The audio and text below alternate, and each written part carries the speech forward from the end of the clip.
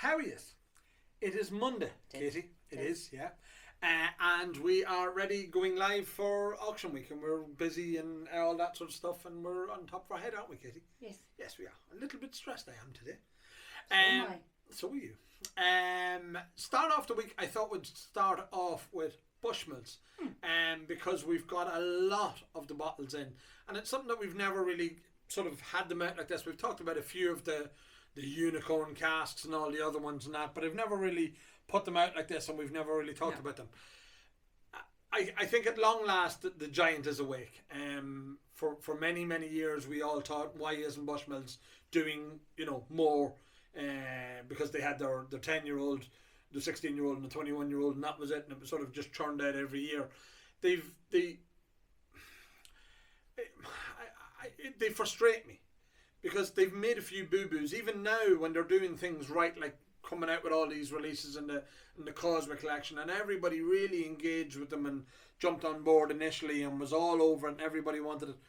But then they sort of just kept going, and there was ones here and there was ones there, and seems to be no sort of story or collectability to it, in the fact that it's so fragmented, and nobody sort of knew what they were doing. And even die-hard fans that had no Bushmills collectors, they sort of all went, just hang on, I don't know where I'm going, I'm stopping with this, I'm calling this my set, or the first collection, or what they're calling the Causeway Coast Collection 1.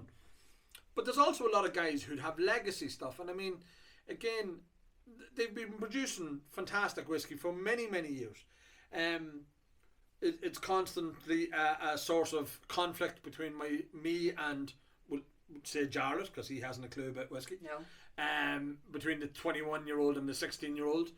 They were the ones that was doing the crystal malt in the original 16-year-old, or the anniversary 1808.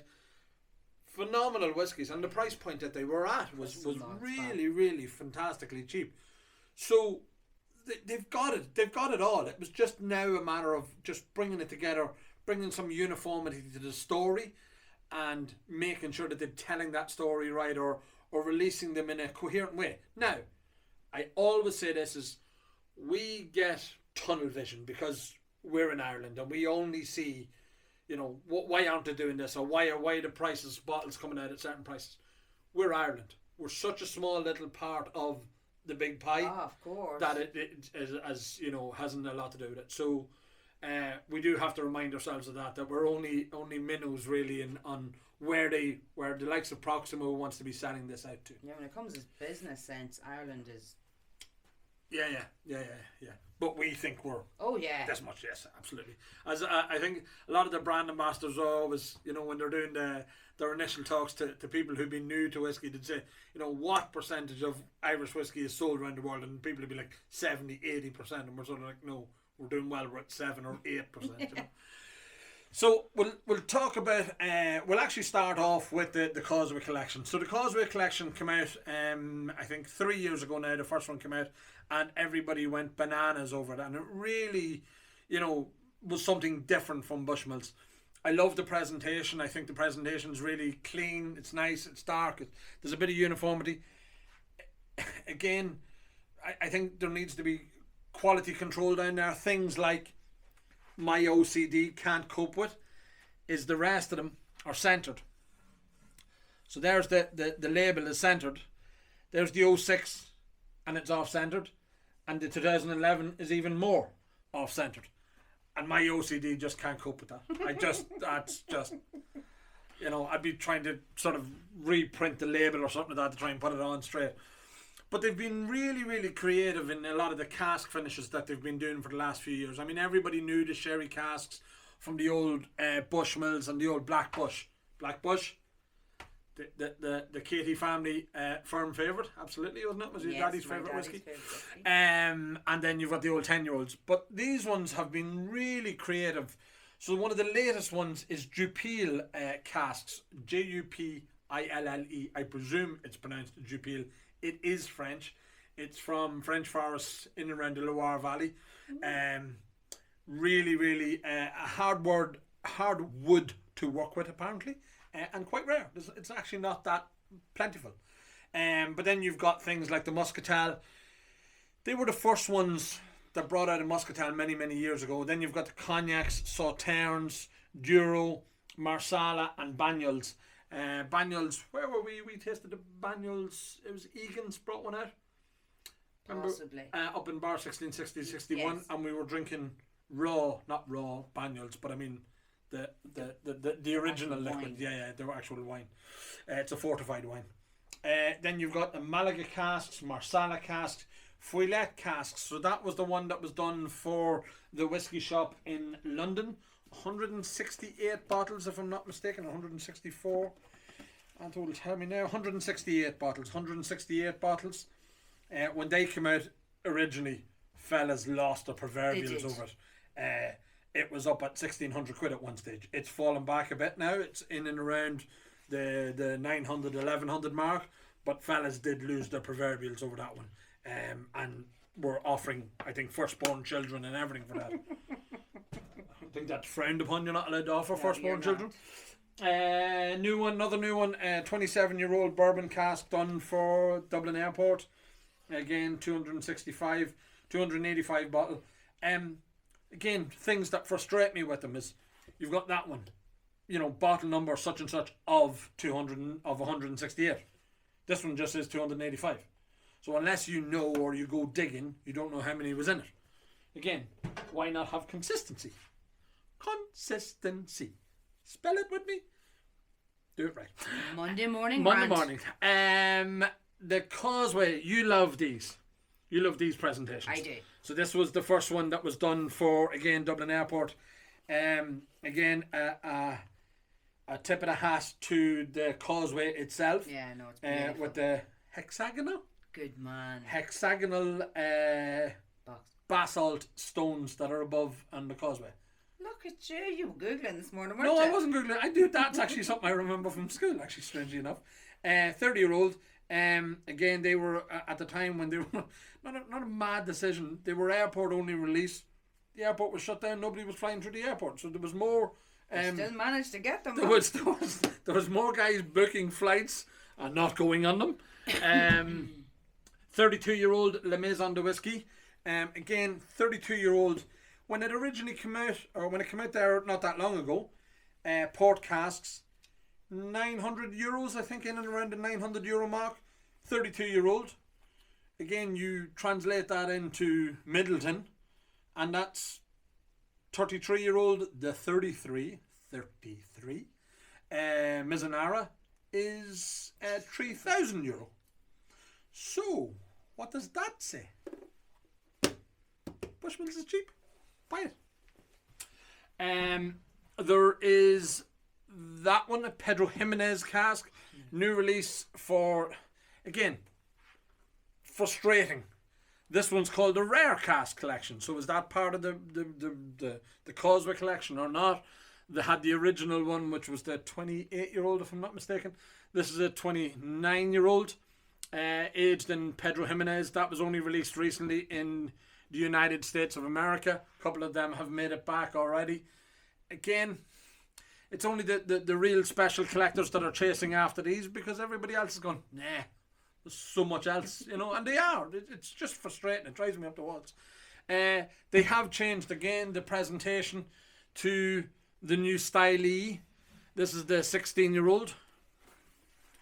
And it is a bit jazzy, isn't it? Is a bit jazzy, but the box is very delicate. They are, yeah.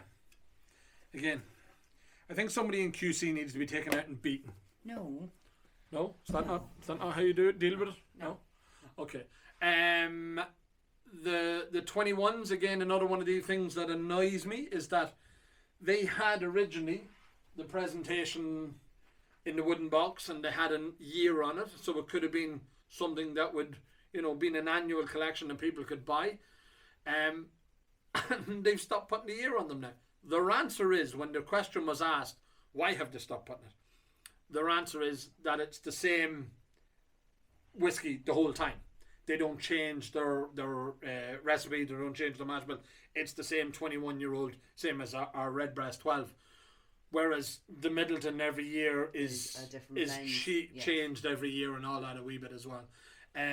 They've undergone some changes recently. Helen Mulholland has moved on.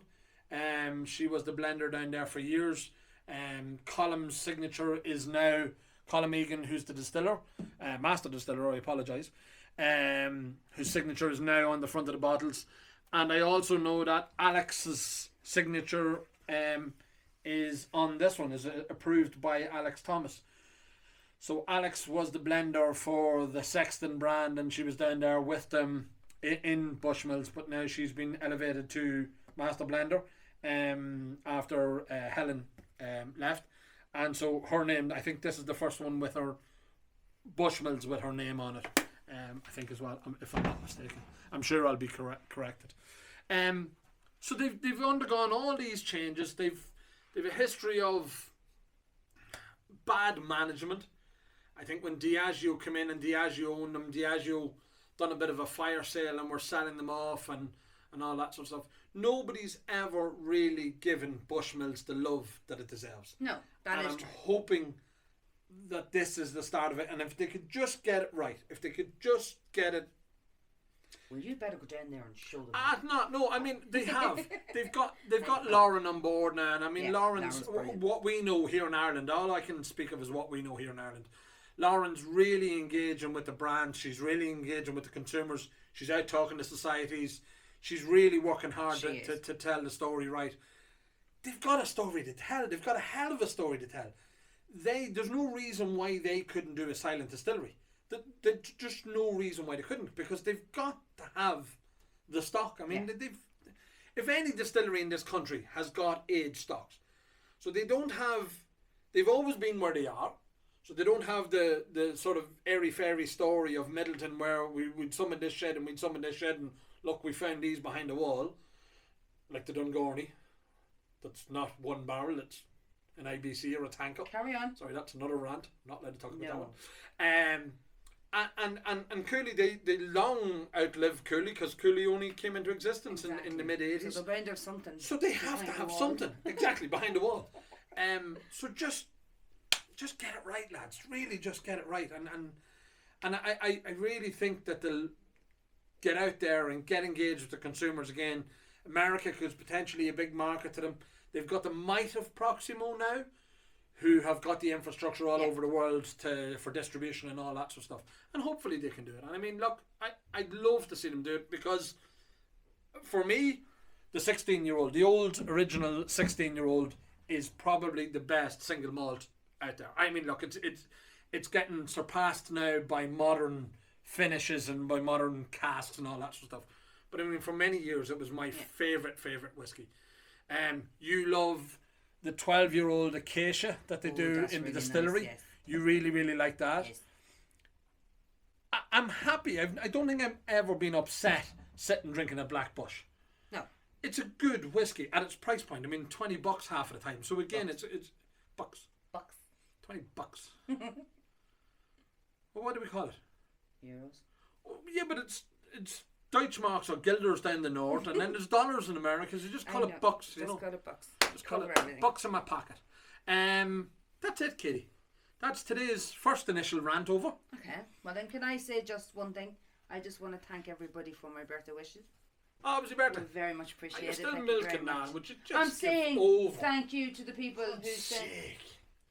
No, there was no mention of my birthday. My Miserable birthday was the week guess. before. And, and it's all, Katie's birthday. Wish happy Katie birthday. Birthday, happy Katie birthday. Yeah. Birthday. Yeah. But thank you for my birthday wishes. Go on, you Alexius. Be nice to Katie. At least some people are. I was nice to you. I got your card. I got your flowers. I never get you flowers. You got me flowers for our anniversary. Yeah, exactly. Look, they were close enough together. They're still alive, aren't they? They're dead on. I'll get you flowers when you're dead. You're Anywho. Right, sorry.